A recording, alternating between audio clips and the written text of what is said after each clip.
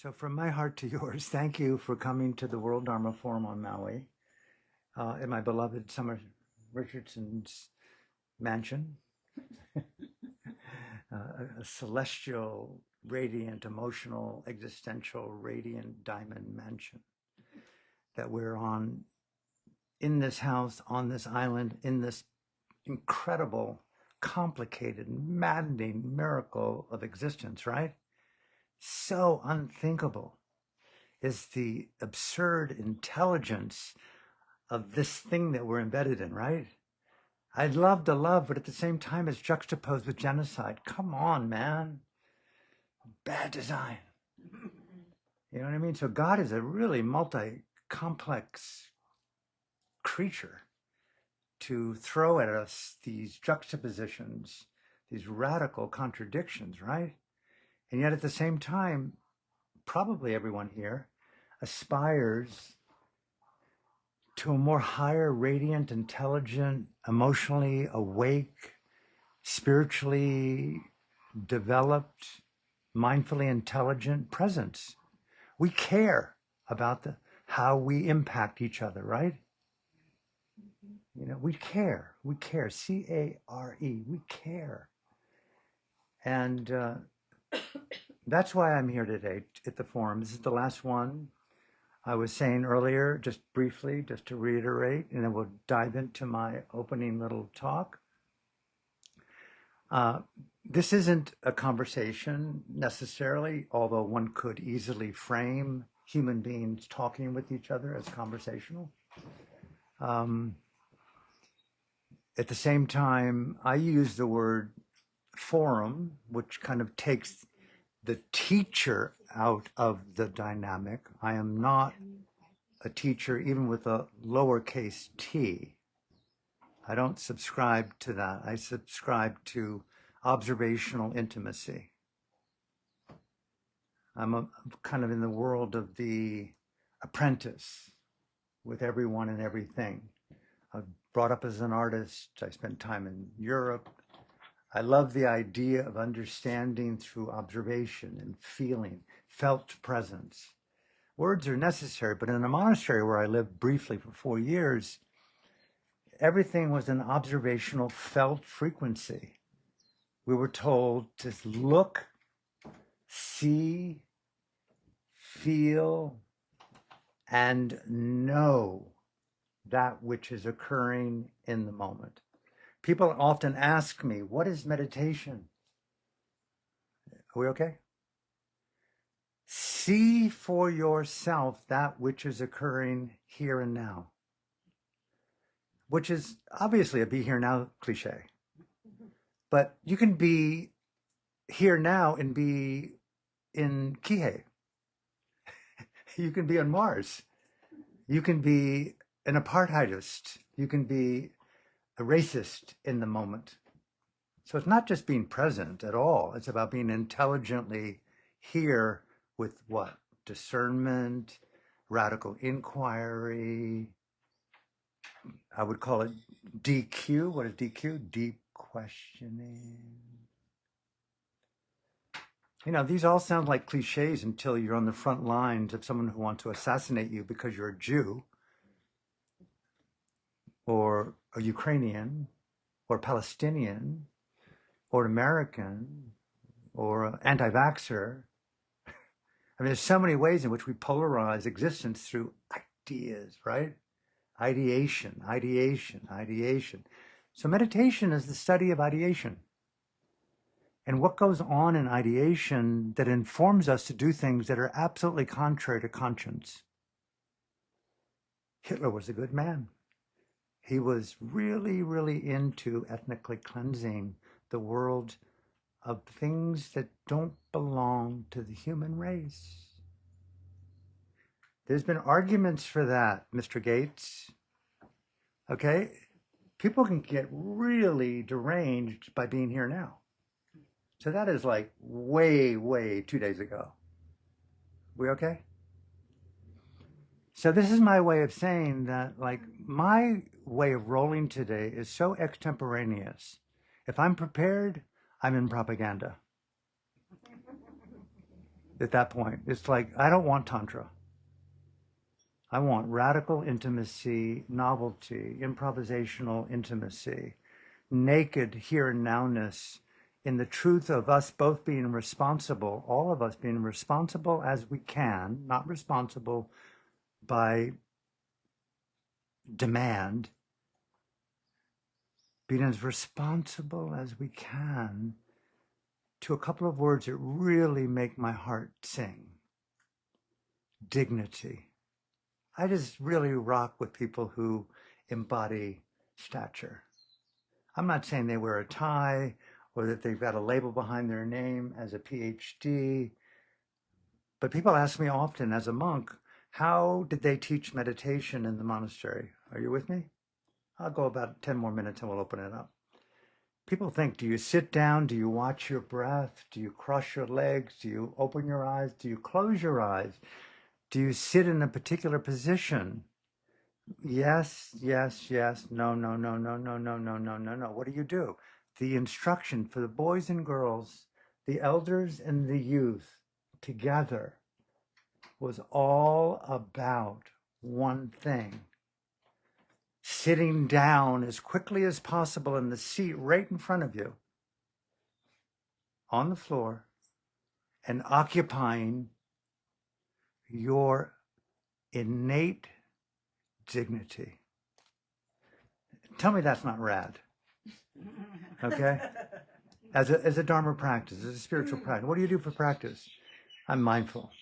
Yeah, right. My windshield wipers work better than that. Okay. That was actually funny. But innate dignity. I mean, if I were to ask you, which I often heard in monasteries with the teachers, occupy your innate dignity when you sit. No, no, no, no. Next instruction. I was in a monastery where there was it was called no time off meditation. You talk about wanting to run fast. Let me tell you, I wanted to escape when they said, you mean there's no off time? There's no breaks, there's no cafeteria? Zero. All postures. Standing, sitting, walking, reclining. In the fifth one, you'll never guess what the fifth one was. Everything in between. Which means reaching, turning, looking, bending. Oh my God. Occupy your innate dignity in all postures. That's the basis of awakening in the moment, here and now. And the word innate is a very important quality because it's not transformational. It's about releasing into the naturalness that we don't have to produce oxygen to breathe. There's an ecosystem that we're embedded in, and it's a cognitive one as well as physical.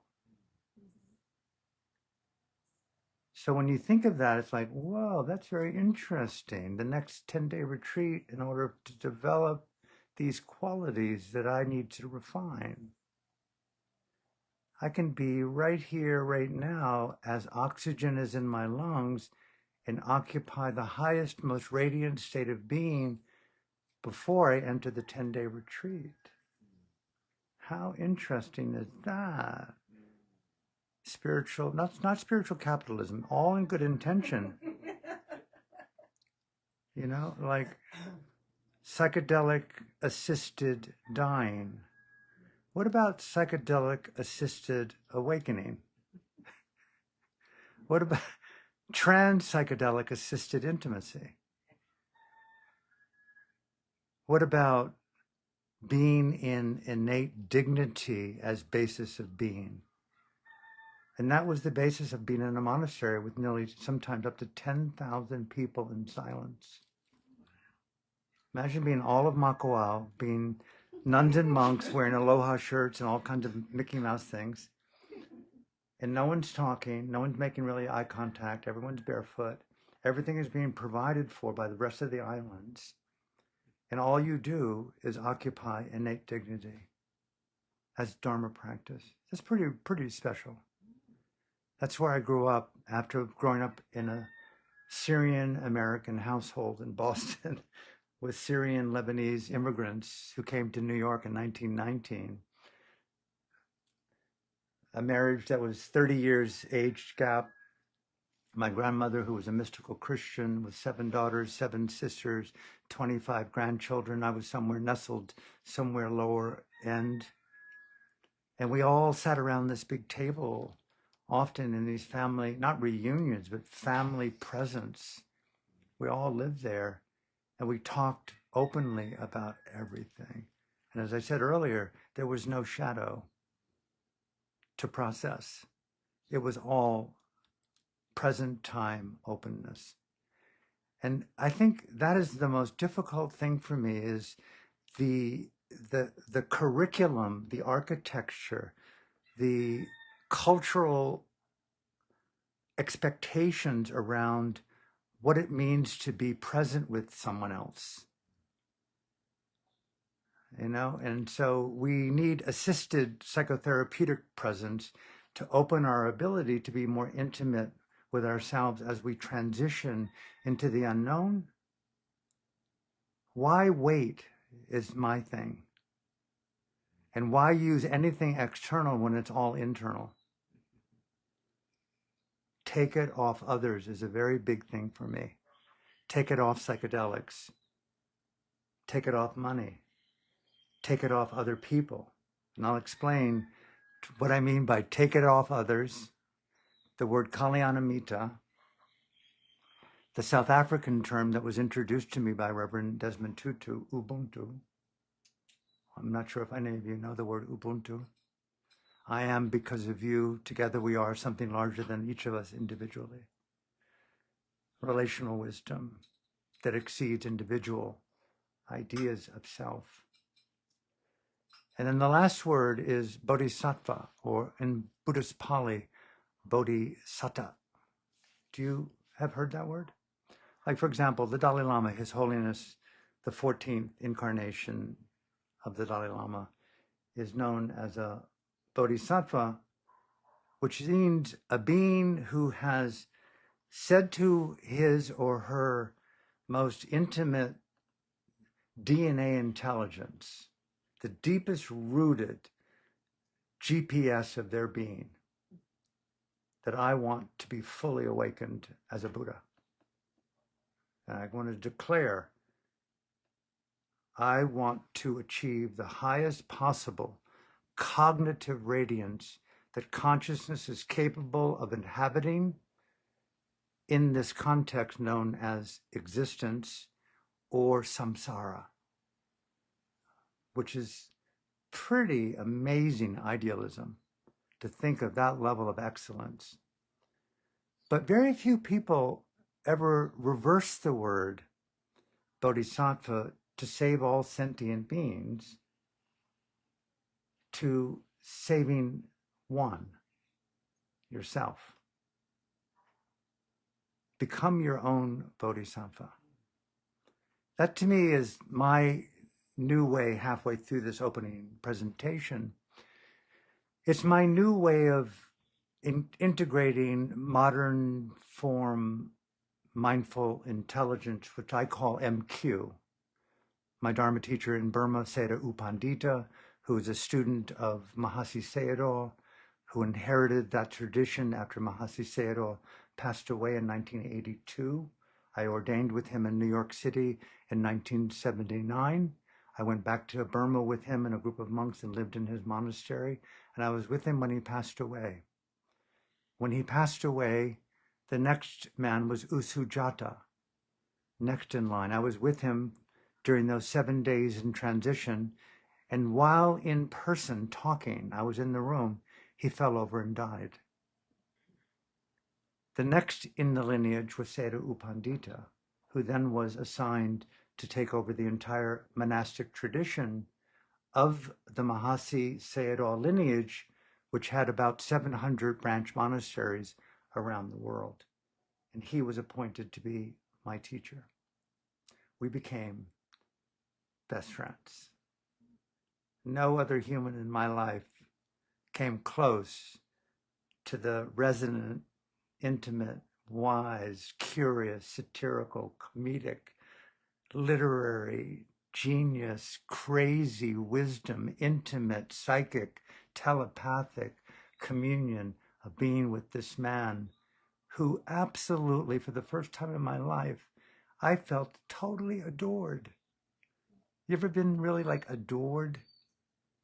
Well, it was the first time that an elder man really adored me, because I thought I was kind of traumatized, excessive, inarticulate, a bit brash, heavily addicted, and somewhat crazy from brain trauma in a car accident at 15 years old, going through a windshield at 45 miles an hour and hitting a telephone pole, and never knowing that I was just completely immersed in opioids until eventually I went on acid. You are so dosed up with dullness that you're almost brain dead. And on that day, I stopped every Fucking addiction. Thank you, Tim Leary. Thank you, Ramdas. And the next thing I saw was consciousness is source. If you know your mind, you know what you will say, you'll know what not to say. When you know your mind, you'll know what you think and you'll know what not to think. You'll know how to interrupt the thought. You'll know how to subdue the thought. You'll know how to repeat the thought more eloquently, more intimately, if you know your mind through MQ, mindful intelligence. When you're speaking, when you're thinking, when you're acting, before, during, and after, if you've got an MQ filter, you've got deep Q, deep questioning going on. Is this true, Mr. Fauci? Let me affirm to you the Fifth Amendment. I refuse to lie in front of God. However, I will tell you the truth in front of Satan. The evidence is there. Give me the presidential palace, and then I'll tell you everything that I'm not telling you, because I refuse to tell a lie in front of the world. Like, can you repeat that? Like, people are so folded. MQ functions to unfold. That's my point. Unfolding into natural, radiant intimacy. I don't know about you, and I'm coming to the end of my little opening rave here. I love intimacy. I'm not sure what it means.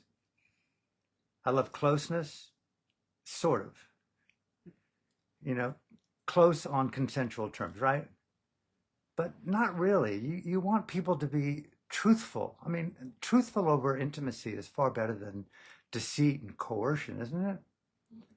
I want to know that I can really trust you. But why do I say you rather than I want to know that I can really trust me? So I'm going to revert through the rest of the afternoon to taking it off other Dharma. And what does it mean to start really, really, really intimately validating, elevating, anointing the innate intelligences of your own being so that you can feel existentially awake in this somatic infinite field of beingness and know that you are abiding in truth. Because the soul of dignity for me is how honest you are. And I'm not saying I'm 100%, because I work on the word, and I'll close with this, spectrum, not autism. But many people talk about non-duality. In Theravada Abhidhamma, which is Buddhist psychology and experiential Buddhist meditation, which has been I can't say I don't like to use the word training because it sounds like I've got something special, but I was lucky enough to be in the vicinity of people who shared with me teachings. That spectrum means that whatever you say, there are infinite gradations of that as true.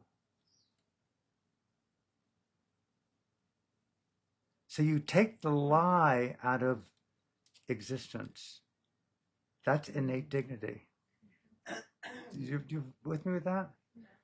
It's not like you have to become radically truthful. You need to eradicate how you bypass self-deceit, self-deception, by being intimately aware of how you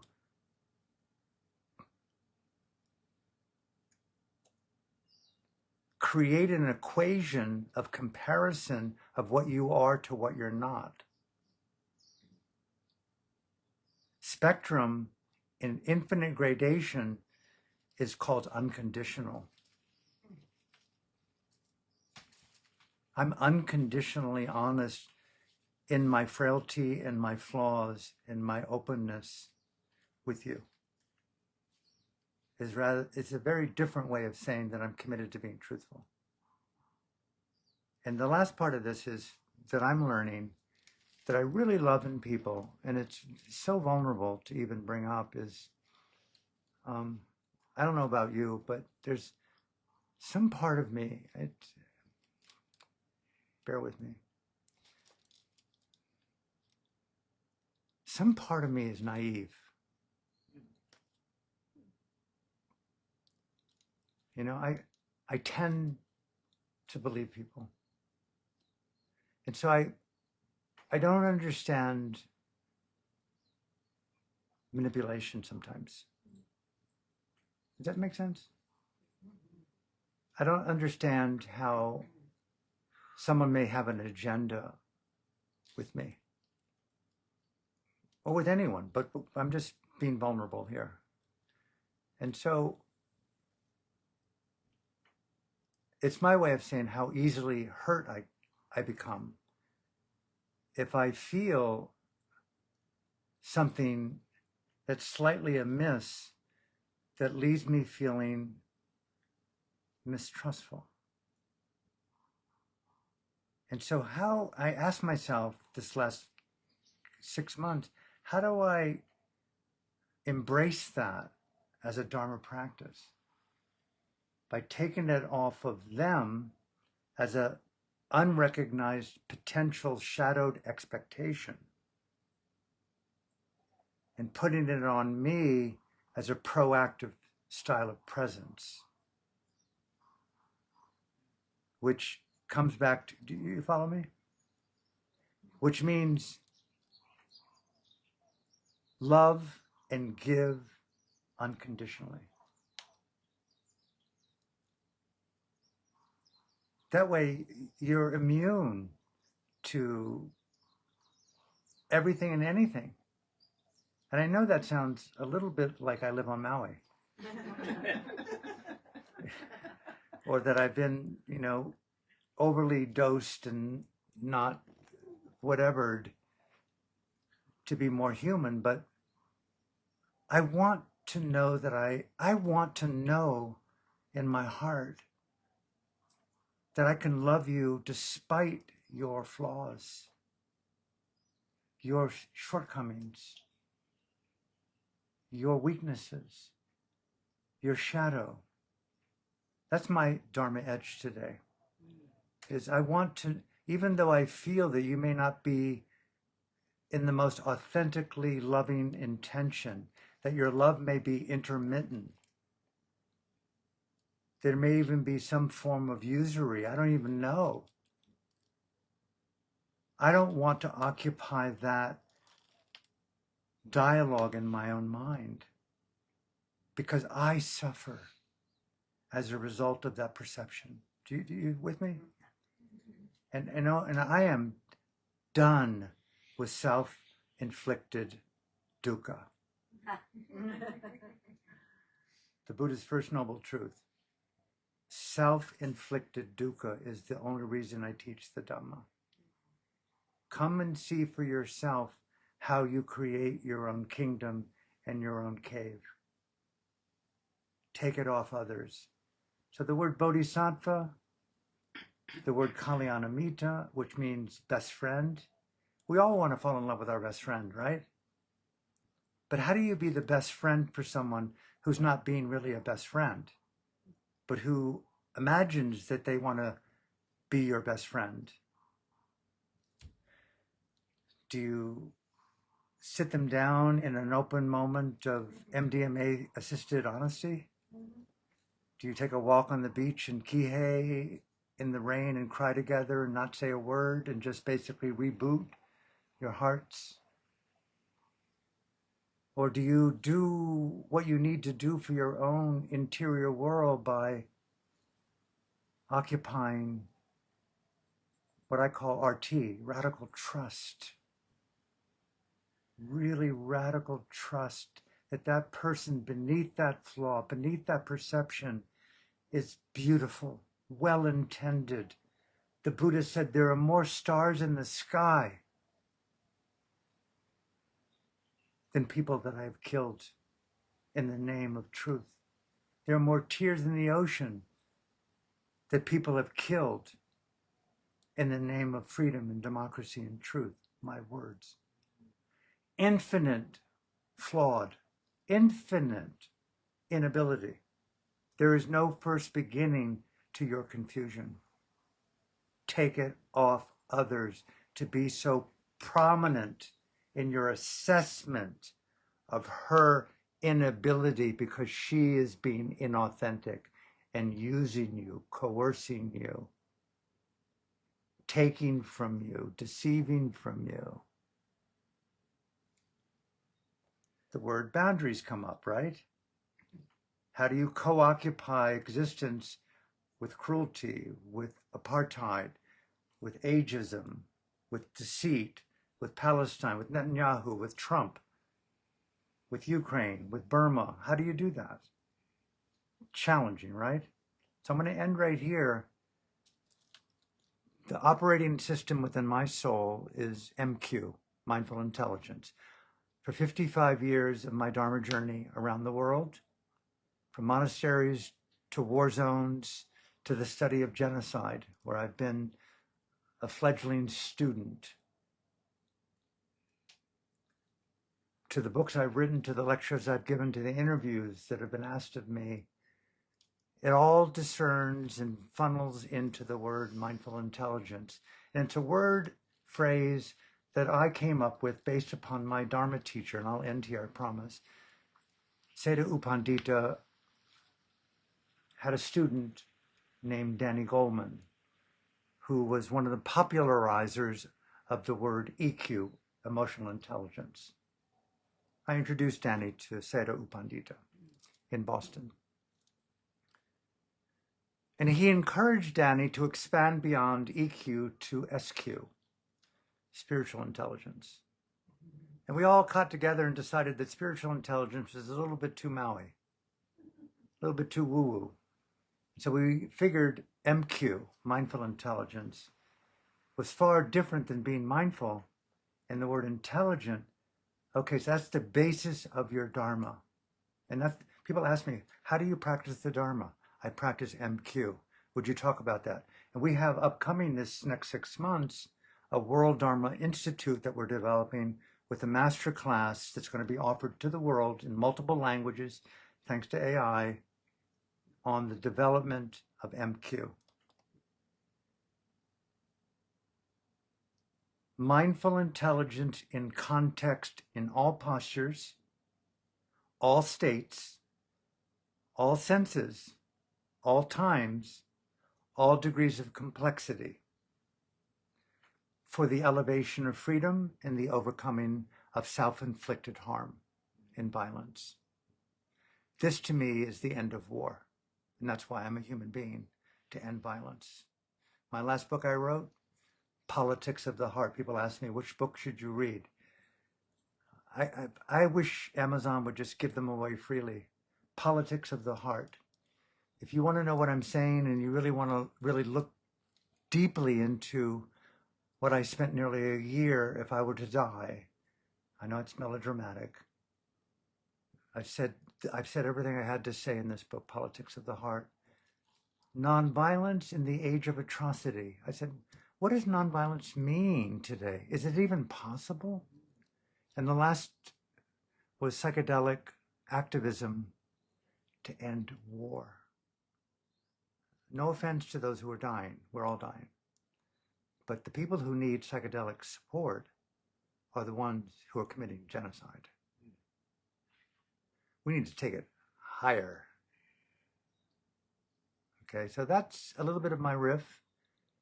That's a little bit of my opening. I want to allow you to just simply occupy and pause, feel what you feel. I'm so honored to be in your company. I'm blessed to be in this beautiful temple of Summers where I've spent years and years talking and relating and crying and communing over all kinds of things, as little as old age, disease, and death. You know, we all have. So whatever is in your heart that you want to talk about, please take a moment. I'll be happy to talk with you, happy to listen. Anything you want to know that I've said to repeat, any personal questions, it's all yours to engage. So thank you for allowing me to speak so openly with you and to be in your company today. Thank you, Alan. Questions from someone who had never asked a question? Well, then that's not me. Okay. But I'll ask one anyway. Have you ever had a dialogue with any of the so-called politicians that your book may be addressing about the idea of psychedelics and politics and stopping genocide, war, etc.? Has there been any politician come forth who has read that book and Lotus, you are an angel. That is like if there could be a question on earth that could be formed, you just asked it for me. I am begging for that dialogue. I gave a talk recently, not a talk, excuse me. I'm going to take my time with this because this is really important. I was interviewed recently, this is not name dropping, but I was recently interviewed on the BBC.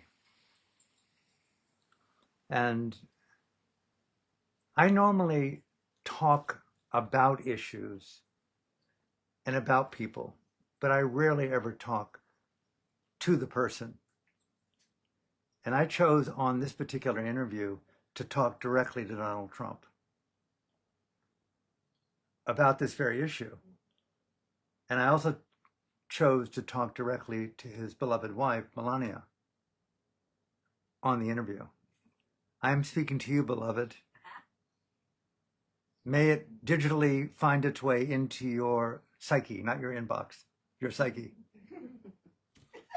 And, you know, Lotus, I really do believe that if any of these politicians around the world or leaders, men or women, prime ministers, presidents, Pope Leo, the Dalai Lama himself, I've met numerous times, he's written forwards to my book. I would love to have an open dialogue. I've actually written a proposal to have a global summit to talk about these things. If they heard the wisdom of what could happen as a result of ingesting, injecting, or both, the right protocol of various substances with the right context, set and setting, primarily women, elder women holding space with the right intention, I do believe that we could change the world within a month. Absolutely. I think we're that close, Lotus. So your question is not like just a question. I have been directing this as much as I can, and I'm saying it again right now, pass what I'm saying directly into the inbox of President Donald Trump, to the inbox of Melania Trump, to the EU presidents and prime ministers, to the United Nations, to the dictator in Burma, Ming Online. I've written a letter to Ming Online in a book, the dictator in Burma, asking for a dialogue. I've written letters in books that have been printed advocating how you go about ingesting the right amount with the right context to change your mind, directed at presidents, that have been published. I just wish people would pick those things up and send them out and go viral. But they're there, and I'm saying it. I've been saying it now for 25 years. I did my first show at the MAC in 2001, in which I imagined giving a high dose of psychedelic to a president at that time, it may have been Mr. Bush, to end the Iraq War. I don't know how people can commit murder when your heart is wide open.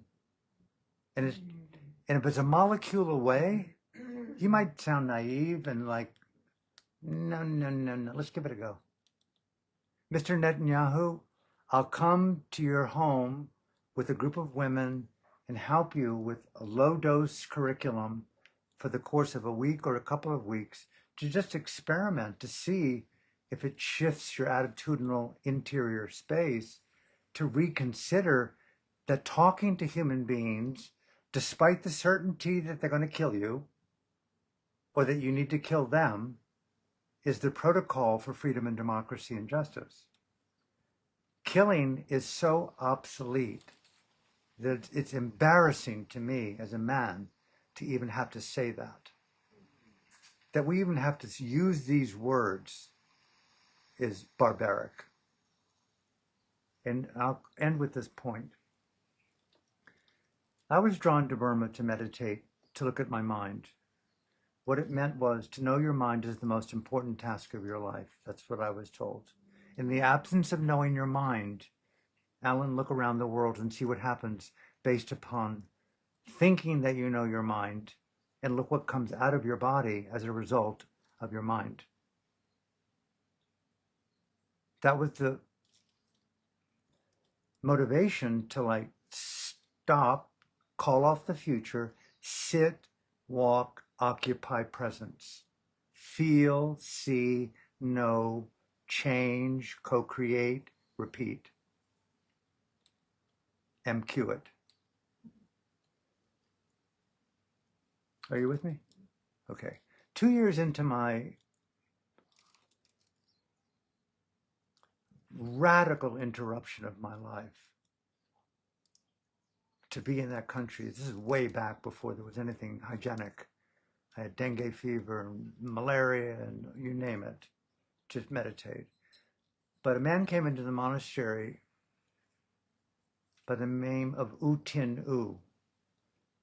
And I was told secretly, because you don't talk too much in a monastery, this is the former general of the army under the dictator of the country. Whoa. He'd just been released from 6 years of solitary confinement. He was the dictator's best friend. They were playing golf on the 9th hole. And the secret police circled the hole and took him to prison with nothing but his body. No mattress, nothing. Okay, when he was released, the second day he came to the monastery, so he didn't look as if he was a threat to the man who had imprisoned him. Pretty smart. He was given a room next to mine. He was 25 years my elder. He hadn't talked in 6 years. I was like talking to myself nonstop, singing. I couldn't get the music out of my head. Jimi Hendrix and The Who and Black, you name it. It was like, and sex and masturbation and drugs and cocaine and LSD and art and painting. He hadn't talked.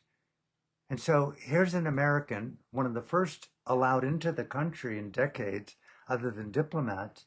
He downloads what it was like to be in a solitary cell for 6 years as the general of the army into this young little fucking maverick's mind.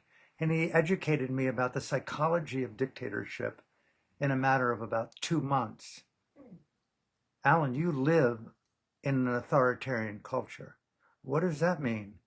He explained the nuances of that. You ever heard of colonialism? I mean, I grew up in Virginia. That was near Williamsburg. Our country was occupied by a genocidal colonialist occupation for 121 years. 3 wars. Our people were subjugated, tortured, belittled, raped, imprisoned, starved to death by the Brits. You ever heard of the word generational trauma? Didn't that originate with Cabo Made somewhere? Okay, this is 1981, 1982. So he's explaining all this to me as I'm trying to watch my breath and meditate. Anyway, years go on, I get thrown out of the country because I'm associated with him by the dictator. They don't trust me. I went, Jesus Christ, I just lost my family again. I was so heartbroken. Came back to America. I want to be a monk. I don't want to be here. I don't like America. I love America. I don't want to be here. I just went back in Burma. Went back to Bangladesh, to the embassy. They gave me a 7-day visa. They let me stay for 3 more months. Threw me back out. Back in again. Threw me back out. Back in again. For a year and a half. Threw me back out permanently. 1988. 8/8/88. August 8th, the most important date in Burma's history. A beloved in my life is known by that date. She's born on that date. People born on that date, that's like the most epic date in human history in Burma.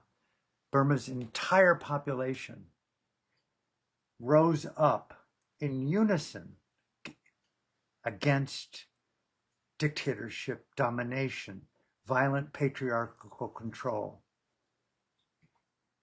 It's kind of invisible in our culture, but not really, is it? Look at how we occupy this land and talk to the local Hawaiians. Burma, it's like overt. You look at me the wrong way, I take all of your money. You look at me the wrong way again, I take your house. You associate with your daughter, you go to prison. Welcome to Burma. They rose up, the dictator killed nearly 10,000 people. I snuck into the country underground, met with people, blah, blah, blah, blah, blah. That led me on a path of revolution. That meditation isn't just about MQing, it's about caring for others. Put your compassion into action, put your love into action, right? Go out of your way to support people. Don't just give when it's convenient. Do it as a lifestyle. Your Dharma on your cushion is one thing, but your compassion is an all-day practice. There's no limit to what you can give other people, right? Make that your occupation, Alan. And Burma began to teach me that. And out of that, halfway through, a woman in Burma rose up in a violent patriarchal culture. Her name was Aung San Suu Kyi. Many of you know her, right? Okay. I was invited by a French publisher. Can you get back into the country? Bring her word to the world. Went in underground. I went to see my best friend, U Tinu, who'd been imprisoned for 11 more years in solitary confinement. Aung San Suu Kyi had just been released after 6 years of house detention. I went to U Tinu's house, surrounded by soldiers. I said, Seya, we want to bring your revolution to the world. How can we meet? How can I meet Dasu? She won the Nobel Peace Prize for her divine feminine stance. Bear with me, I have to say it. On the refusal to kill for peace. Stop voting for murder. That's where I go. Stop participating in denigration. And she was What we do is we learn the power of the human voice. Her teacher was my teacher, Sadhu Pandita. He taught her how to use the human voice as vehicle for revolution. It's not just nonviolence, it's how you speak. Tonality, choice of words, timing of what you say, to whom you say it, the intention of why you're saying what you say. Is it from love or coercion? Is it by design for closeness or design for extraction? And the last element, are you doing it for self-gain or are you doing it unconditionally?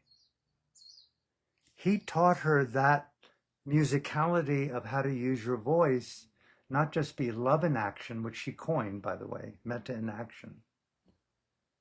How do you transform culture through the human voice? MQ is not just meditation, it's the study of frequency.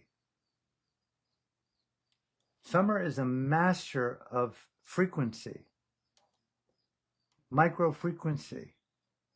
I've never gotten treatments from anyone in the world that are more balancing, enlivening, radicalizing of safety and calmness than through this woman's grace in her research in her office here. I cannot recommend enough that you seek her out to get microfrequency because it's aligned with MQ and the frequency of consciousness. Those who study consciousness will find the revolution of the heart as priority of their presence. Aung San Suu Kyi was one of us. He introduced me to her. We did a book of conversations called The Voice of Hope in 1995 and 1996. Jump time. She's been now 5 years in solitary confinement, vilified by the patriarchy, CNN, BBC, New York Times. All lies.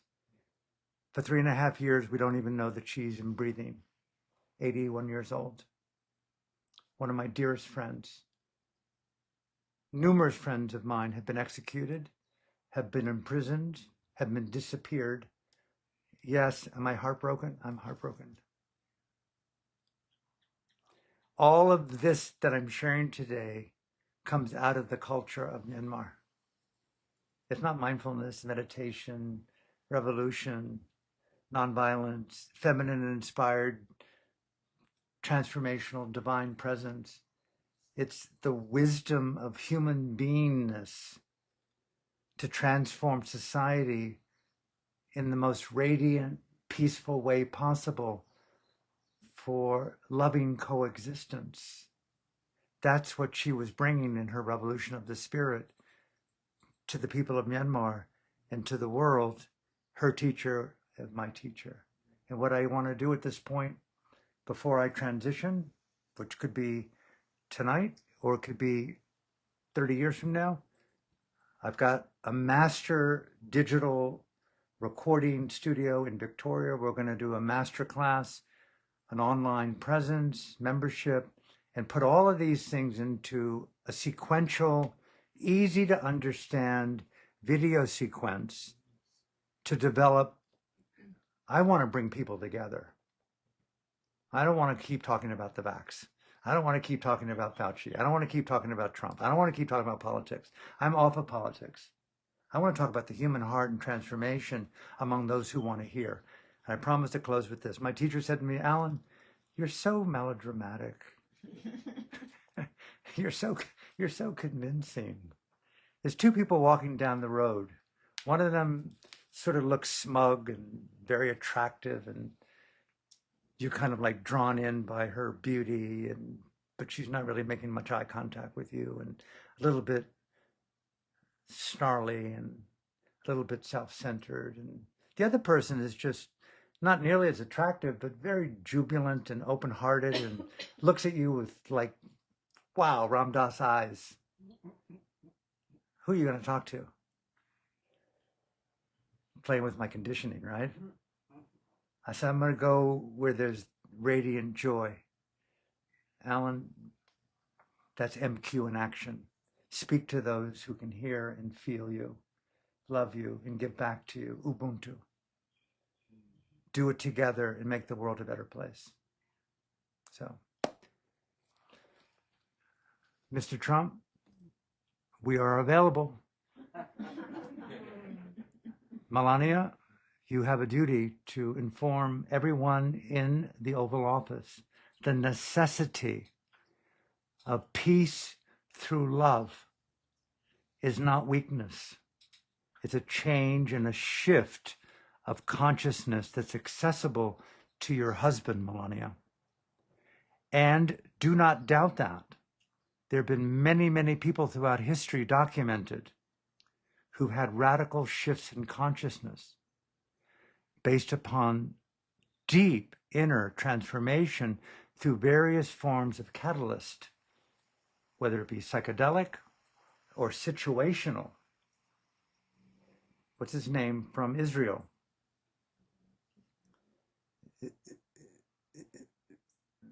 Ravine, Isaac Ravine? Yeah, Isaac Ravine. He won the Nobel Peace Prize, correct? Yeah. He said, if we can't talk to our enemies, who are we to talk to? He won the Nobel Peace Prize for that. The art of communication. And that to me is so central to what I think we need in society today, is open circles of open-hearted communication where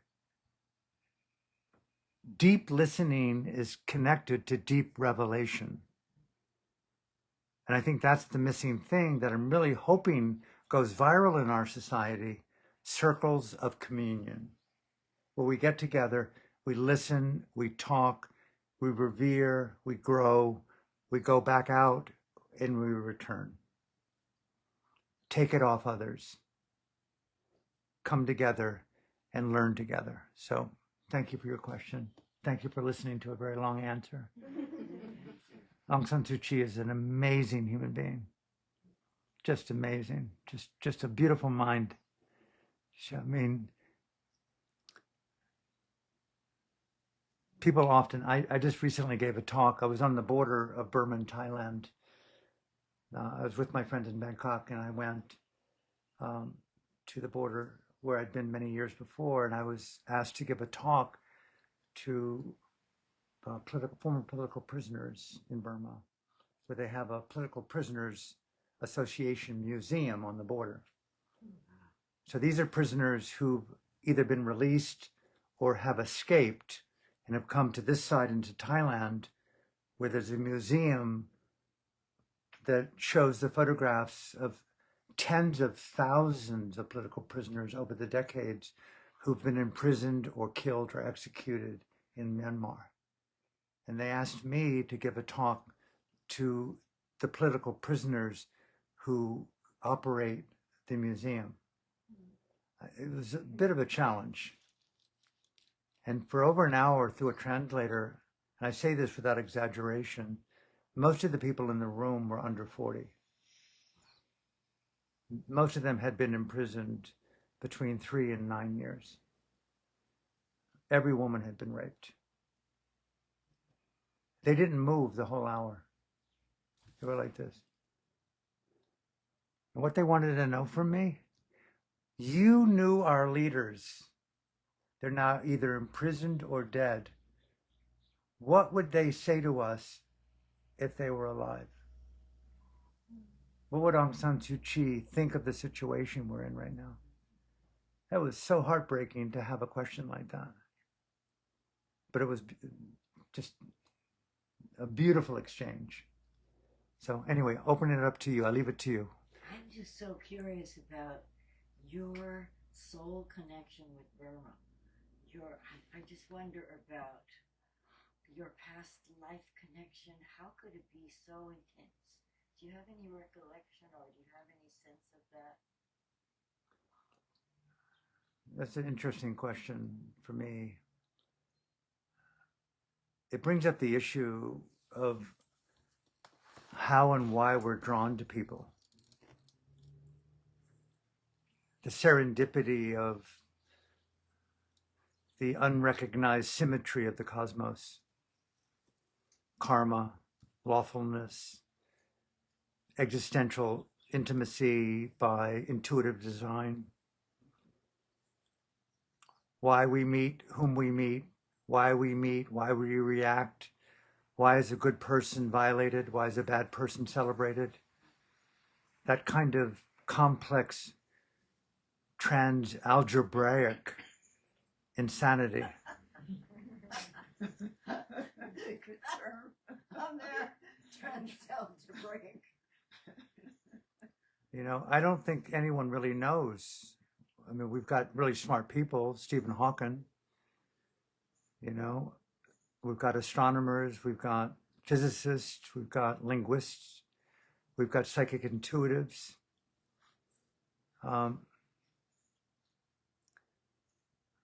I do feel in my being that there's consecutive, I want to use the word, but it's an inappropriate word, simultaneous, sublimated, intersecting intelligences that obviously right now you and I and all of us are communicating in a shared language that we learned, which we have very little memory of how we learned it. And we're also biologically programmed to discontinuity without any knowledge at all of the kill switch. So we're embedded.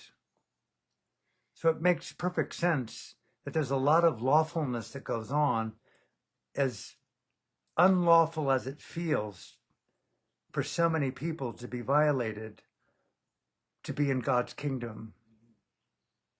That duality, Dostoevsky said, beauty is mysterious as well as terrible. God and the devil are fighting there, and the battlefield is the human heart. That is the religion of the totality that we're embedded in. Is there, why is an Alan being drawn to Burma? I do believe in that draw. Gets right down, we okay?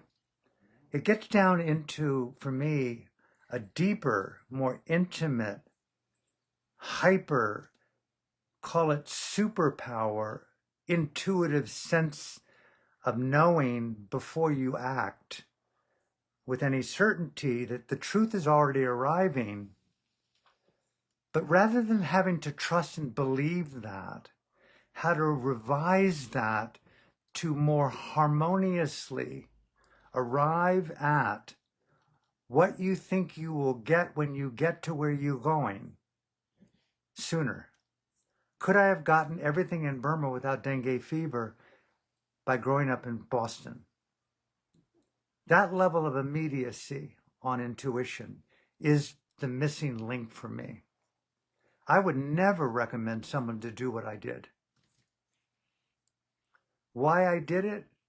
I'm blessed. Boy, did I pay a price. Look at AI right now, the pros and cons of that, the immediacy of that intelligence, or lack thereof. I think we're in a hyper-simulated psychic intuitive symmetry that many, many of us are awakening to the innate psychic intuitive presence of being. But many of us don't understand the ethics that are involved in having that level of intuitive wisdom or lack thereof. And so ethics are very important. And psychological ethics are anyone's guess what they really mean. What does boundaries really mean? What does truth really mean? People use it, they misuse it. What does compassion really mean? I'll close with this. I'm a real fan of the psychic intuitive. I just love anyone who's willing to take the risk to feel and share something that may not seem logical. But it's kind of there, like, wow. And you meet and you go, oh my God, we both do this. Please forgive me. Bring grace to the moment. You know, I grew up in Virginia Beach, Virginia, within a few miles of Edgar Casey's foundation. you know, the great psychic intuitive. Everyone in my town was an astrologer. Everyone was a psychic. They live in trailers, they live in mansions, they climb trees, they're kids. What's your name? I'm Venus in retrograde. It's like natural. You go there and you talk about Edgar Casey documenting all these, going into a self-induced trance and getting it right across the world.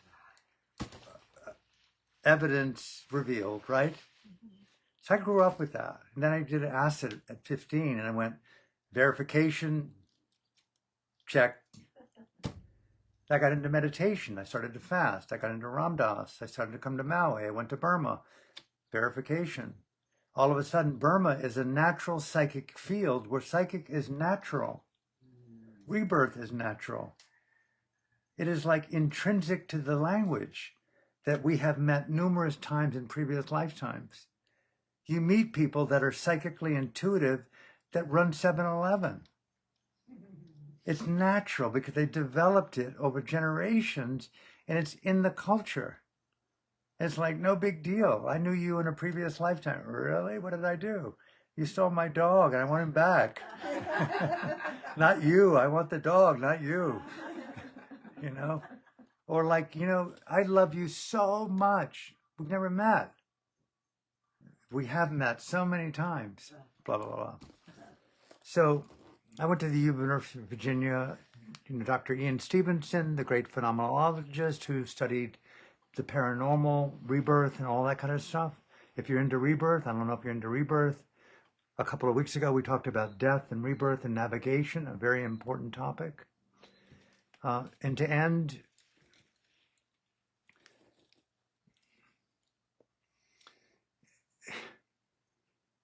it brings up the issue of RT again, radical trust versus waste your time. And there's a word in Buddhist psychology called sampapalapa.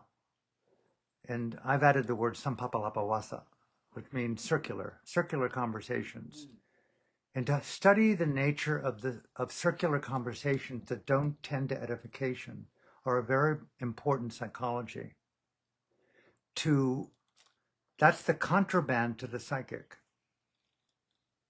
Because you got to be radically willing to be courageously in a felt resonant presence with unusual information that's often contrary to what someone's saying.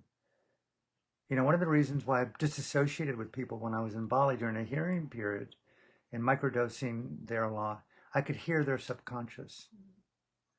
I could hear what they weren't saying. Not far-fetched, right? So I had to step back. So how to get to the truth more intimately with greater trust than to go through the serendipity of having to go all the way across the world and risk Turkey, Iran, vilification, war, sickness, diarrhea, cholera in order to watch your mind. Sounds radical. And this is where the digital world comes in. This is why we're going to develop the World Dharma Online Institute. I want to put it online so that you in your home, I don't consider myself special, but I am going to leave a legacy of what I call World Dharma, which is the evidence of my own clumsy, awkward, maverick, rebellious, artistic, existential savant, natural improvisational presence. And this is, I promise with this one, practice improvisational presence to develop your intuition. Trust in the spontaneity of a radical truth-sharing moment that reveals the seduction of concealment and of collusion with ignorant patterns. Dissolve, just like in a moment right now, we're in a movie and the lights were switched on by Summer and said, guess what? It's just all a cinema. Where did the cinema go? What's left is radical psychic intelligence.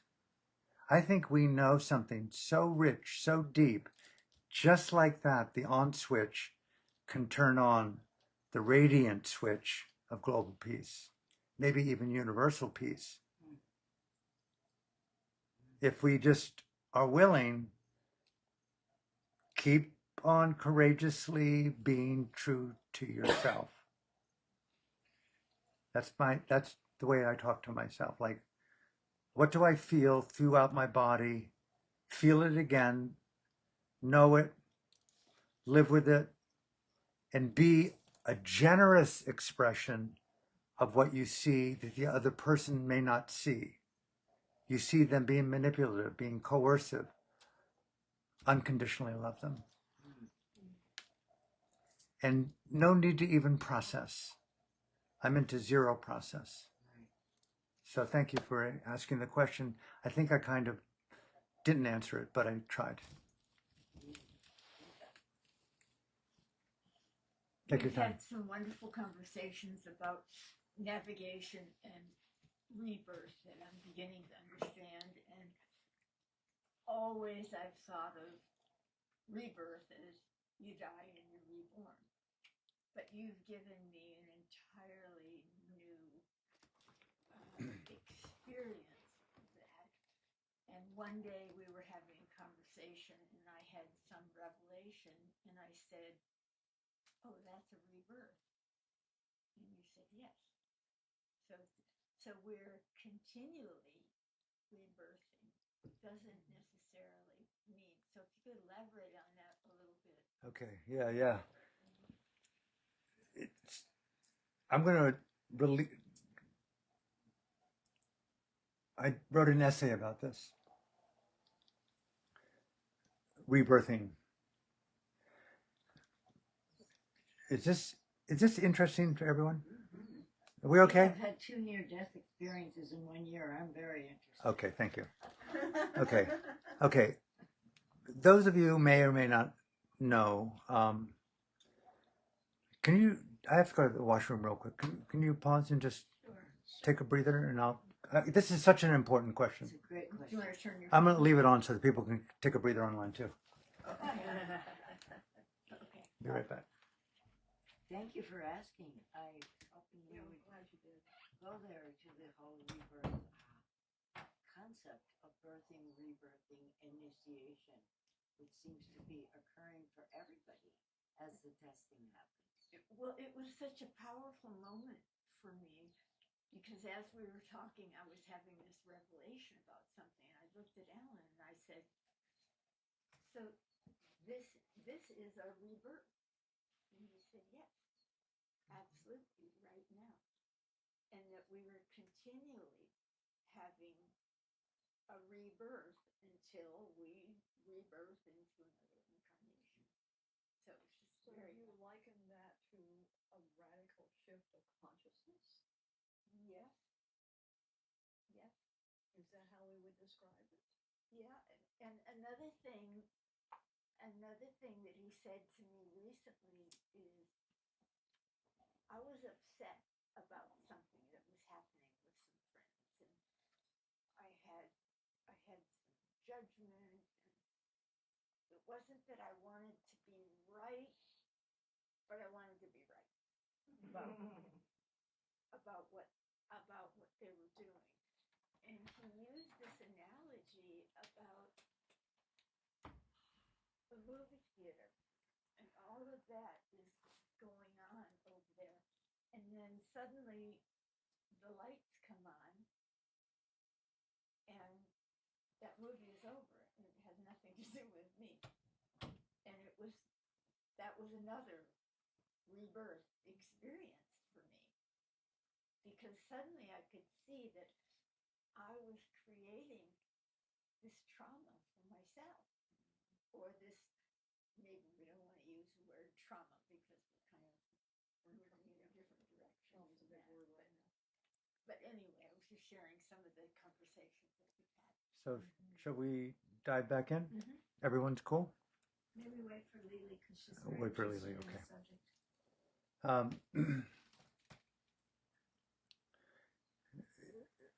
Well, just the issue of birth.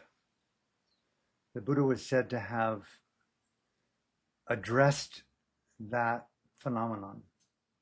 That was the reason why he taught, that there was birth, aging, and death. What is this? What is being reborn? What is birth? What is death? And what is in between birth and death?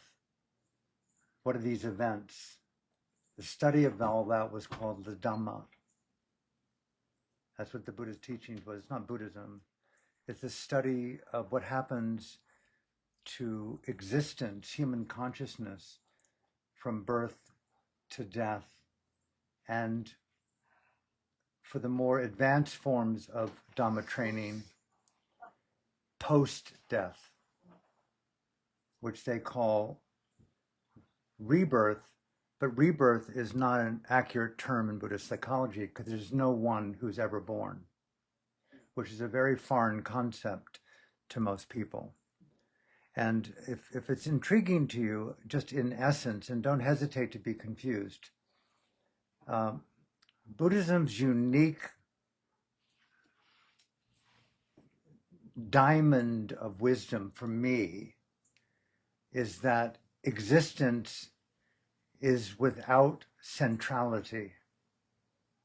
There is no soul. There's just nothing but infinite, interconnected intelligence, and that's called the Dhamma. To study that intersecting intelligence is called the study of the Dhamma. But there is no middle to it. There's no beginning to it. There's no end to it in the way in which we think of as endings. Because there's no one in the middle of your mind right now listening to these words, that is the meaning of non-centrality. There is no SELF. There are conditions that, when configured, give a radical, illusory appearance of an individual participating in something in a context that's external to themselves. Are you with me? But that is all perceptual illusion. There is no individual. There are just conditions, any more than there is a wave that started in Japan that crashed on the shores of Hawaii. There are just conditions that give rise to the arising of water being met by conditions crossing the ocean. There is no wave, a succession of conditions. You follow me? There is no fire that's intrinsic without wood, fuel, and air. Fire does not have a soul. It's a conditioned phenomena. Human beings, life, animals, trees, birds, devas, Brahmins, existence are conditioned phenomena without central figures. But it's configured in such a way based on conditions to behave, to think, to speak, and to act 99% of the time against one's own best interest. So basically what you think of as control is an illusion based upon the normalcy of a culture that's driven by madness. Monasteries exist to unravel from madness, to see more clearly the truth of the situation, to then overcome successively how you create your own suffering. You may think that anger is legitimate, but when you externalize it, all it does is criticize something outside of your mind that actually hurts you first. And so you pick up a piece of hot coal and throw it at someone, but you burn yourself first. And some people like to be burned. Buddhism is built on radical self-responsibility to look, to see, to feel, to know, to change, and to live in a reality according to the truth of phenomena, not the illusion of what you think of it. Self is an illusion. Death is an illusion. Birth is an illusion. Rebirth is an illusion. Really? Don't take my word for it, the Buddha said. Ehi pasiko wupinaiko pachatang veditabo bunyahiti. Come and see for yourself what is true. Only through your own awakening will you understand what confines and what releases. Look carefully at the nature of one's own mind to see what you call self. Is it verifiable through direct experience? Where do you see inside of yourself, Alan Clements, that self? A succession of phenomena. A sound is heard through your ears, through something external to yourself. Without air, it would not reverberate. You hear it on your ear. You know the sound in your mind. You hear what you think created the sound as an image in your mind. A dog barking. A sequence of conditions. Now where did it go? Summer turned the lights on. The cinema is over. The narration of the dogs barking external to myself, annoying me, the lights went on through MQ. Conditioned phenomena without centrality, with mindful awareness, it evaporates based on the condition of anicca. All things are impermanent. A momentary experience of what's known as vimutti, freedom. The Buddha taught dukkha and vimutti, self-generated suffering and the freedom from it. That's all. And so the whole notion of birth and death is all based upon the last part of the question, I think, and we'll come around to more questions. Buddhists that I associate with, and it's not like Buddhism, I don't represent Buddhism. I'm a kind of like a trans-Buddhist something or other.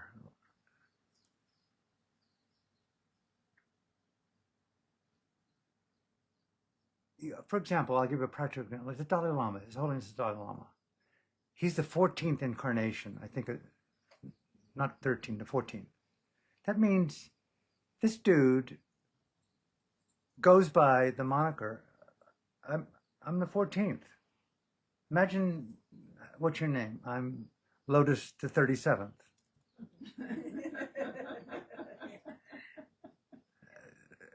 What she's saying, what I'm saying about what I'm imagining is that this woman has people in her life that would hold the highest degree of scholarship. That this person is a set of conditions that was in sequence like the wave crossing the ocean, incarnation by incarnation. But it wasn't a self that was born, but conditions that were reforming to be the 14th Dalai Lama. There's no one behind it. The Buddha called that anatta. Very interesting word. Emptiness of centrality. Only conditioned phenomena rolling on. Death there is, but no one who dies, quoting the Buddha. Birth there is, but no one who is born. Suffering exists, but no one who suffers. There is only the felt experience of dukkha. So perception has the capacity to be aware of phenomena, but behind the perception isn't somebody. It's just perception. And so when the cinema lights go on, it's not like you're trying to become one with the universe or to develop your soul. You're trying to overcome illusions of hierarchy. Self in the big capital S is a big tradition all around the world.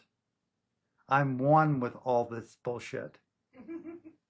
And I think I can translate rape really well if you love well enough. How many people say that who believe in oneness? How do you eradicate rape from totality? The Buddha wanted that question answered. I think that's pretty rad. Oneness traditions don't want to ask that question. They're basically saying it's your illusion that she was raped. The Buddha said, no. She was raped. But there was no one that was raped, but the pain was rape. I want to remove her, in a figurative sense, ever having to be raped again from this situation. So Buddhism is like radical compassion when you look at it in terms of oneness and selfness. Radical compassion, because it deals with extracting the ignorance that proportionately, when expressed, creates war, genocide, holocausts, and rape, denigration, starvation, isolation, xenophobia, ageism, domination, patriarchy. The root of all evil is separation through the illusion of self, either microscopic self, narcissistic self, or expanded divine self. They're all built upon the same photonic plate, which is anicca, anatta, and dukkha. Anicca, what does anicca mean? Anicca vata sankara, upadavaya damino, upatichua nirajanti, te sam vupasamo sukho. One of the most beautiful chants in Burma. Shall I do it again? Anicca vata sankara, upadavaya damino, upatichua nirujanti, te sam vupasamo sukho. Then it goes on. Anatta vata sankara, upadavaya damino, upatichua nirujanti, te sam vupasamo sukho. Dukkha vata sankara. Anicca, anatta, and dukkha. Those who understand these realities as they are at the finest level of felt wisdom live in the highest happiness. That's the meaning of those words. Summer turned on the lights. Anicca vata sankara. That's what she's saying. She's not turning on the lights. She's saying, get it. It's a cinematic illusion that bleeds and breathes and fucks and kills and commits genocide. Turn the light on of MQ. Next thing you know, immediate F. What does IF mean? Immediate freedom. You asked earlier about going to Burma. I'm into IF. Immediate freedom. Right now awakening kind of thing. Let me be melodramatic, okay? Radical, right now, immediate, felt, deeply resonant, mindfully intelligent, divinely intimate, by design, because I'm mindful, freedom. Let's just bathe and breathe in freedom for a minute.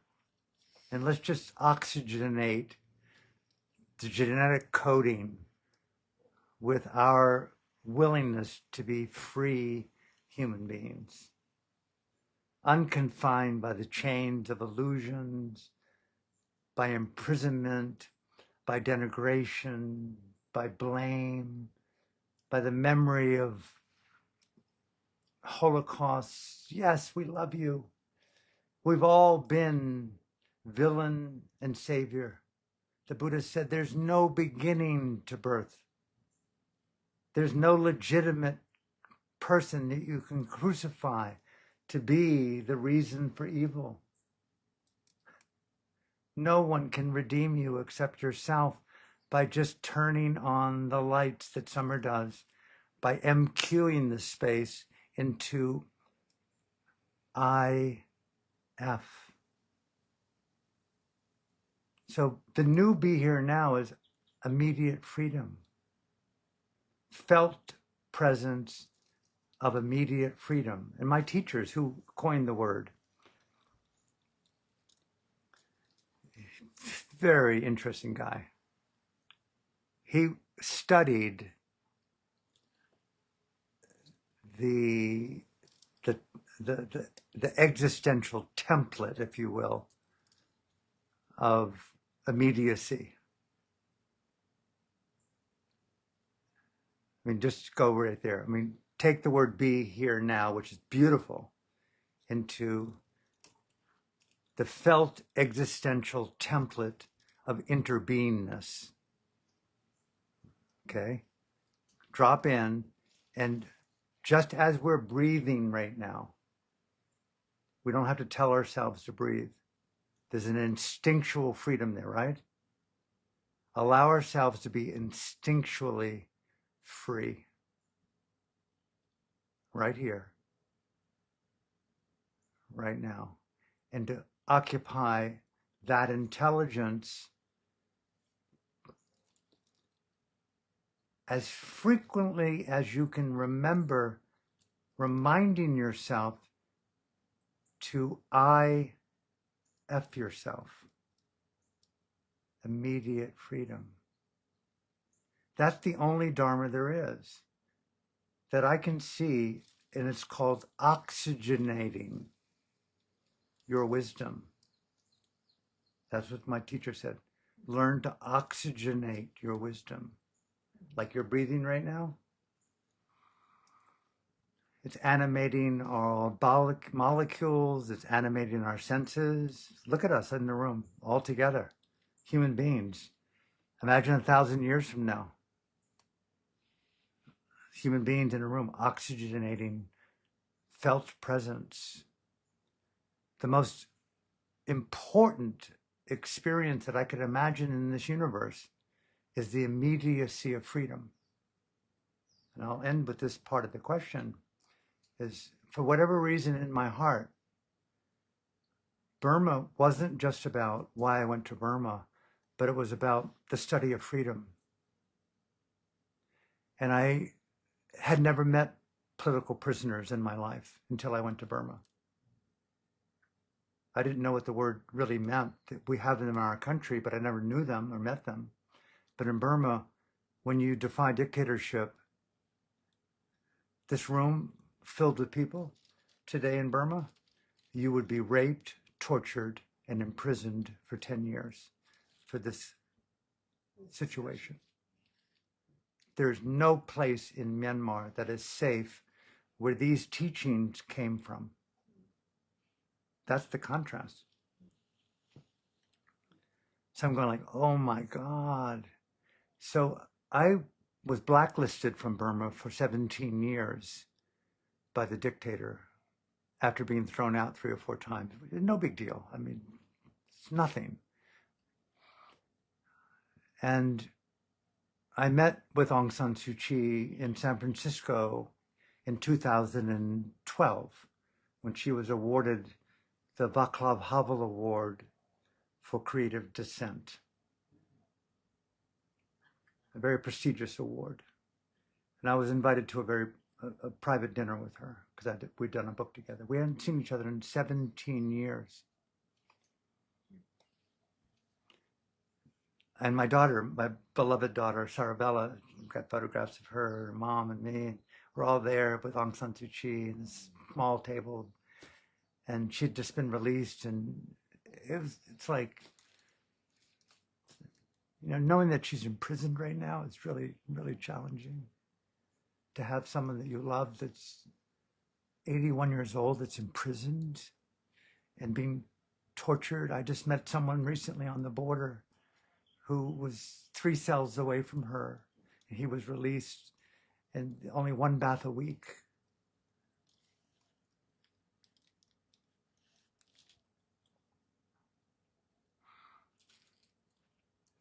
Foods like dog food, no mosquito nets, no windows, no blankets, no bed. Just, it's like, wow, wow, wow. So this, the immediacy of freedom. And so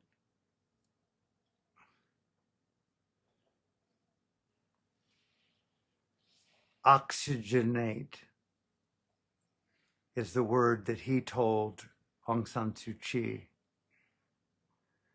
No one can take your freedom from you unless you allow them to.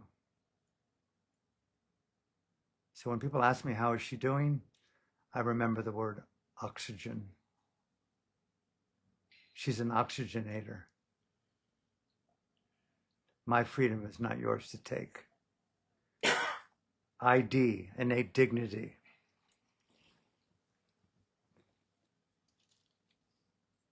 IF, immediate freedom. Just as Dharma practices, innate stature, oxygenate your freedom.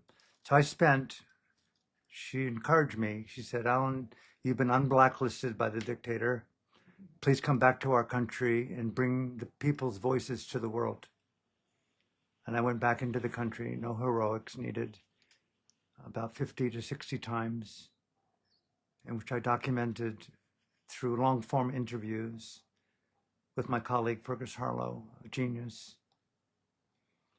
I interviewed several hundred former political prisoners who had been released, and I asked them the same question. What is it like to be imprisoned, and how do you get through the darkest times? So I spent 12 years asking political prisoners, how do you oxygenate freedom under the most harsh conditions? And so a little bit of my drama and trauma comes from my upbringing and my training to be in such harsh conditions. But and I say this and I'll stop, I'm just a carrier, a humble, inarticulate, flawed carrier of the wisdom of greatness from these people. They're great people. You are not inarticulate. I'm not in that same category.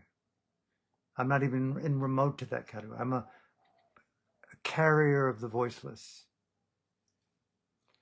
But remember, those teachings are timeless, and we can bring them everywhere we go, nor do we need to do what Martin Luther King said. Only when it's dark out do we see the stars. You can see those stars even when it's light. Remember, oxygenate, innate dignity. No one can take your freedom unless you give it to them. How many times I heard that in those interviews? The iron bars do not confine me.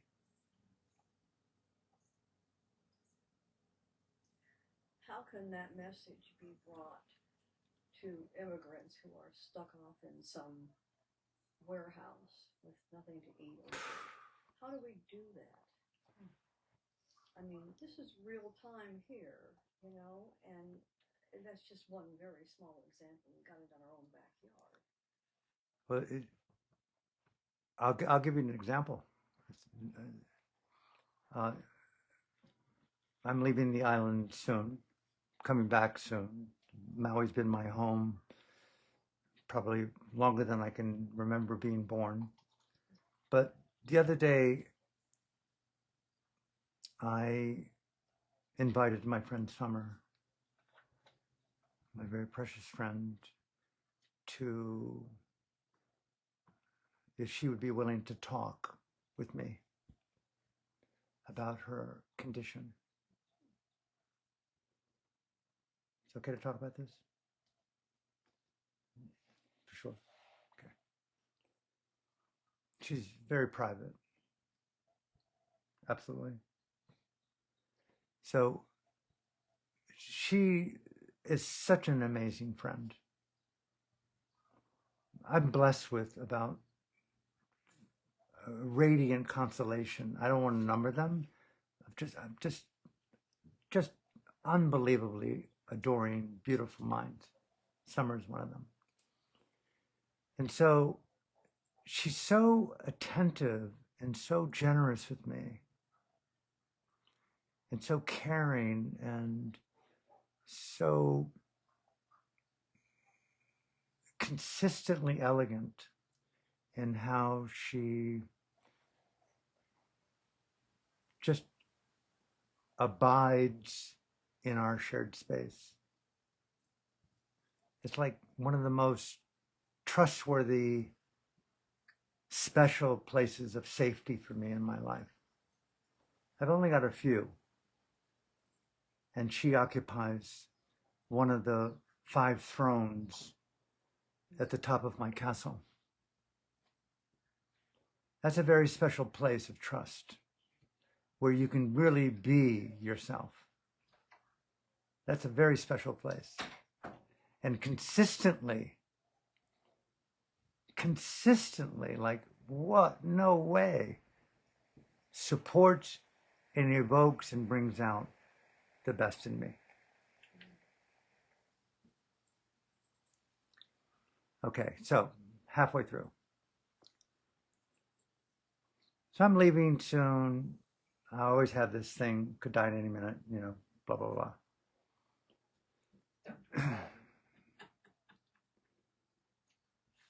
What could I possibly offer her as a parting gift? And I kind of think this way with everyone in my life that I'm close to. I don't know that I'll ever see you again. What will this moment be?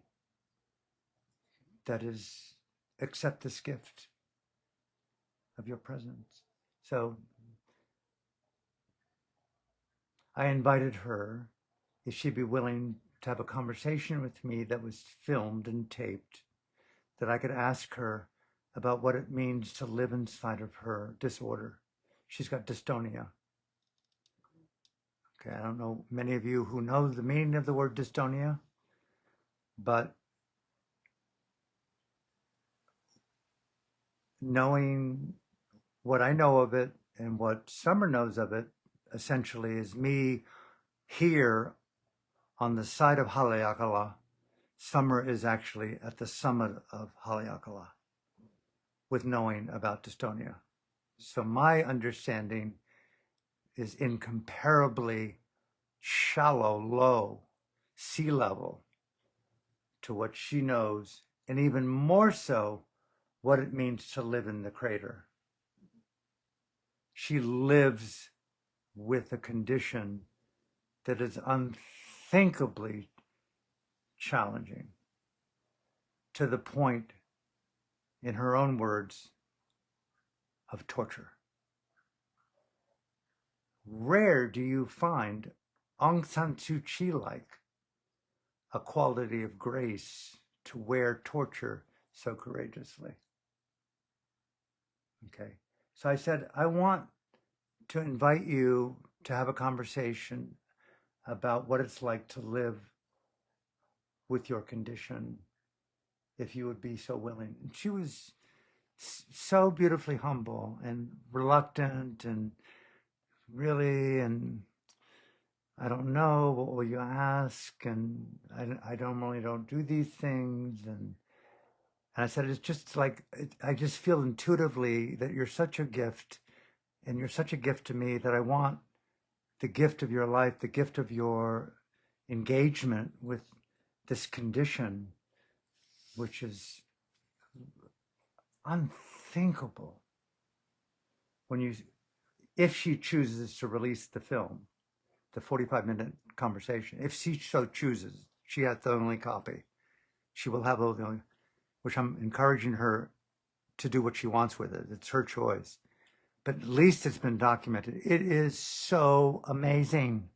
Today's talk was kind of interesting This interview is like, oh my God. Oh my God. This is like Viktor Frankl, Mankind's Search for Meaning story. This is the level of courage required to rise up every day with a body in a neurological intersection that does not compute, with unthinkable torturous spasms, contractions, and pain, and continue to live in that level of contraction and talk with me, who likes to talk all the time. And so I said, I've got to give this back to you. And so we did the interview. And I hope if you so choose to reveal it, it's a gift to the world on when I asked Aung San Suu Kyi, I'll close with this, what is the meaning of courage to you? She said it's grace. Courage is grace renewed repeatedly under harsh and unremitting pressure. This interview is cinematic grace on how to rise up in somatic eloquence, emotional intelligence, and in human vulnerability and unpostured authenticity to embrace, engage, to feel myself. And the last thing, never give up. Not only to yourself, but in her case, giving back to people. Because she's a caregiver to a lot of people, both on the mainland who've come and gone, and also on this island. And it's probably one of the most important interviews that I've done. I've done maybe 10,000 interviews in 40 years.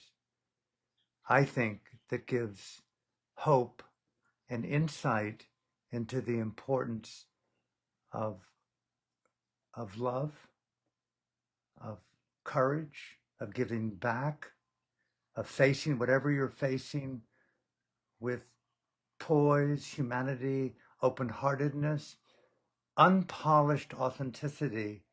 It's a miracle.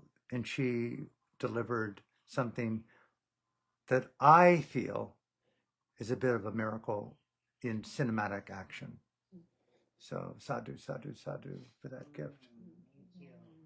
It should be seen in every hospice around the world. It should be seen through every psychedelic assisted dying clinic in the world. It should be seen in every assisted living home in the world. Anyone with dystonia should see it. It should go viral to presidents and prime ministers about what it means to live in embodied dukkha, neurological contraction, dukkha. We all know that Robert Kennedy has a particular form of dystonia, right? In his speech. Summer explains both that and also the complexity of dystonia throughout the body. So I can't wait for this to be released because it's really one of the most beautiful, understated expressions of hope in action. So thank you. Bravo. Thank you for doing that. Only you could have gotten me to do that. And it might sound excessive what I just said. It's understated to what she delivered. Yay. I believe she's a hero. If you're into a few more questions, this is my last moment on the island before I fly away. So we have about 15 more minutes. What time is it? About 15 more minutes. Okay, please take your time. Anything at all, personal, off the track, subtle, not so subtle, whatever. Where are you going now? Where am I going? Needing to go. I I go between Vancouver, Canada, Maui, and Bali. Bali, Maui, Vancouver. And I'm going to Vancouver on very shortly, um, where I'm really eager to dive into um, this World Dharma project, this World Dharma Masterclass, uh, World Dharma Online Institute. I want to film, and with my friends in Victoria at Streaming Consciousness, they have a beautiful studio there, a sequence of the ABCs at the most elementary level, entry level, mid level, next level, more sophisticated level. I want to be guided level. I would like to learn this to become a teacher level, sequential levels of involvement, using AI to put into different languages. I want to document the evidence of my liberation. Not mine, but I've been blessed to meet so many remarkable people. I don't know how I pulled it off, but I've met really a lot of people that are really rad. And I had a president endorse one of my books. I've had 9 Nobel Peace Laureates endorse my books. I did a book of conversations, a bestseller with the most celebrated woman on earth, a Nobel Peace Prize winner. I've met the Dalai Lama. He's written forwards to my children's book. I mean, why me? I want to share the evidence of my journey.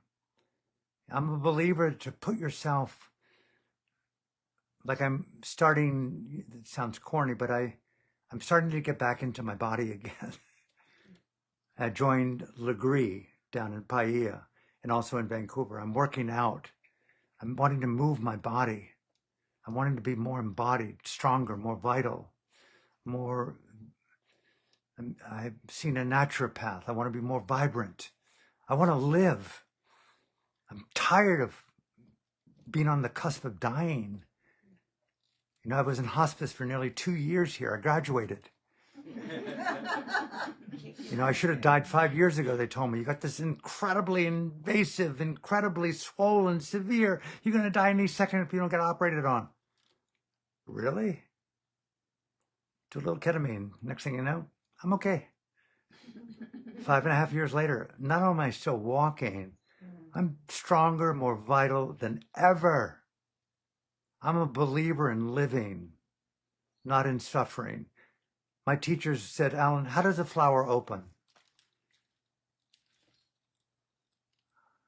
He's always in trick questions.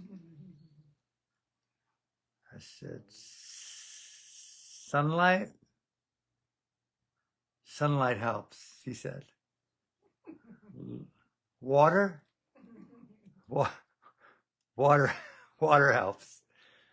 Soil, roots, darkness, moisture, that helps.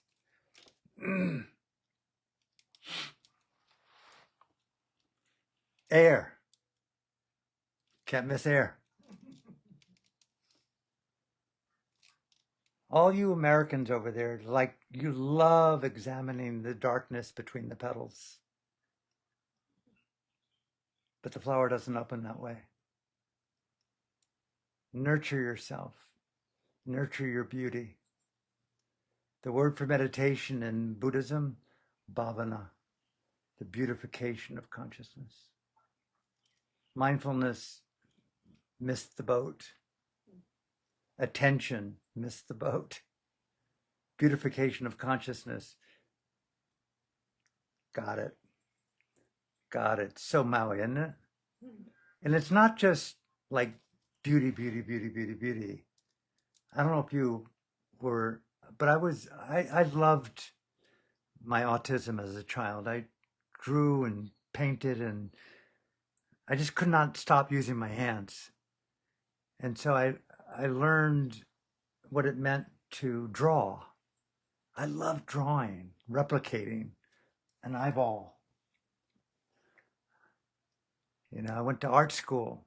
I lived in Paris. I just would sit and study Rodin sculptures. Just look at those things, the thinker, you know. Anyway, the point being is very few people bring aesthetics, sensuality, and artistry to the Dharma. And the word bhavana is intimately inseparable from aesthetics, artistry, and cognitive pigmentation and infinite spectrum. Think of it, you've got a palette of colors of consciousness right in front of us. And you've got an invisible brush called mindful intelligence that doesn't even need a hand to engage those colors. And you're an apprentice creating the stained glass on Notre Dame that's bigger than the universe.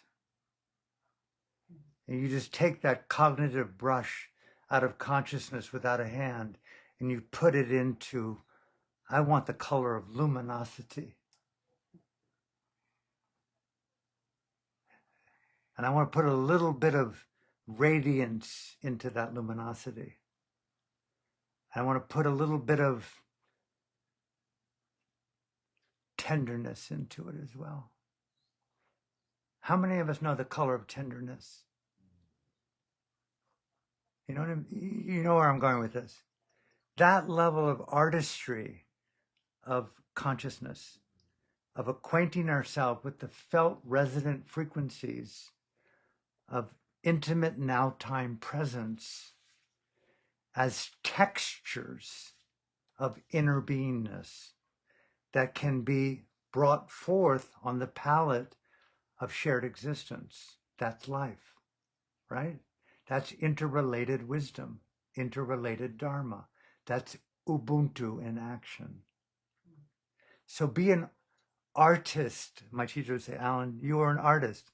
Be an artist of your life. He would ask me to hold my finger up sometimes alone with him, up in the air. Who was your teacher, Alan? You know where I'm going with this? Who was your teacher? My fingerprint. What does it mean? No two of us will do it alike. Uniqueness, the biggest fear of people being themselves. Religion, patriarchy, conformity, propaganda. You hear it? Orgasm. Breathing, neither wish to live nor fear dying. Authenticate your breathing. Authenticate your freedom. No two people will do freedom alike. No people will talk in the same way. No two people will kiss in the same way. No two people will hold hands in the same way. We can go into conformity, not quite a popular word, that's a synonym for freedom. So it's very hard to kind of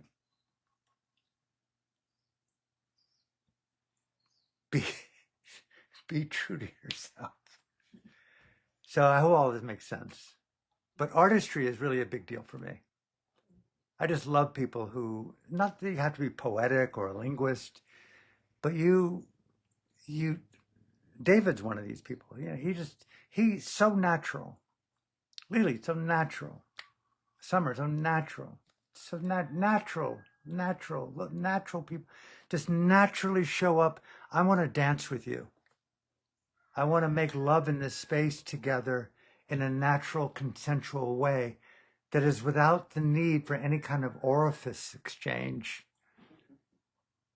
Trans Tantra, sapiosexual cognitive intimacy. That's the Buddha's teaching when you study it, and I'll end here. When you look at the Buddha's 11,000 pages of Pali text, I don't know Pali, I only know a few words, but the English, 11,000 words over 45 years of teaching. They're all about situational circumstances. And the teaching is about what went on in that circumstance that illuminated a particular virtue or a level of freedom.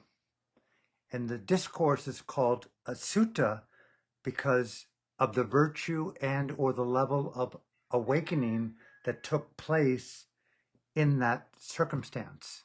You follow? Each of those levels are well discovered and well talked about. But very rarely do you find people who understand the circumstance, the physics of the circumstance, beyond the word of how to replicate the AI of that circumstance. Okay? Seru Upandita studied the frequencies of circumstances.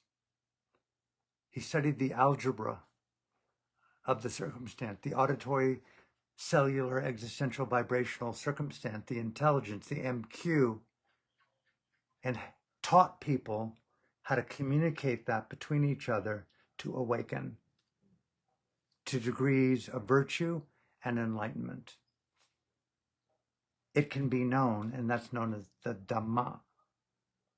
And that's a very, very, very rare and precious form of awakening, is to study that sequential tonality, that symmetry, that algebra, that intelligence called MQ, take notes, record it, talk about it, learn about it. What is the color of love? How do you know it in your own being? I would see teachers go around the room. Sir, would you please occupy the most unconditional level of love that you know in your side of yourself now? Don't want to put you on the spot, but I hate that bitch, but what the hell? I'm good with that. Okay. I want you to be in a moment of compassion. Please occupy compassion. Okay. Everyone on the island knows the word namaste, right? How about namaste in action, which means I'll pay your American Express card bill this month. I don't want that kind of namaste. Namaste devoid of generosity. Think of that. Think of how conditional we are with our states of mind and how fluent we are with the holy bypassing labels. So being an artist of consciousness is occupying modesty, humility, authenticity, childlikeness, realness, truthfulness, integrity. What does it mean to be someone who will not die? And I'll end here, navigating. Artistry and navigation are synonyms. One is the artistic navigation of conditions towards a desired goal. You want to go to Mana's? People shop at Mana's, right? They don't want to go to Safeway. So you have figured out how to navigate wherever you are to get to Mana's, right? Buddhism, experiential Buddhism, is identical to that. You want to get to someplace, know how to get to Mana's. You got to learn to navigate. And meditation is the art of learning to navigate consciousness. Proactive navigation. Choosing SOMs, state of mind. SOCs, state of consciousness. Learn the art of navigation. Be here now is not being here now, looking at you, eye contact, silence. Silence is a dead game. Navigation, listen, I want to go home tonight. Where do I live? I don't like driving in the dark. You do it well.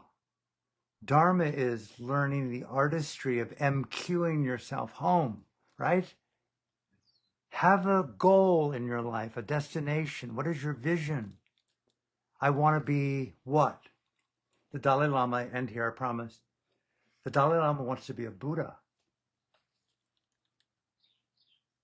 He's saying, with all those Tibetans, I'm navigating Buddhahood.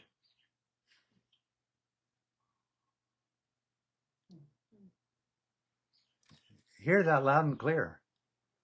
14 in a row, or now I'm going to be 40,000th Dalai Lama before I become a Buddha. But I've got one goal in mind, it's to be a Buddha. He's a navigator. I would really like to encourage you as we end today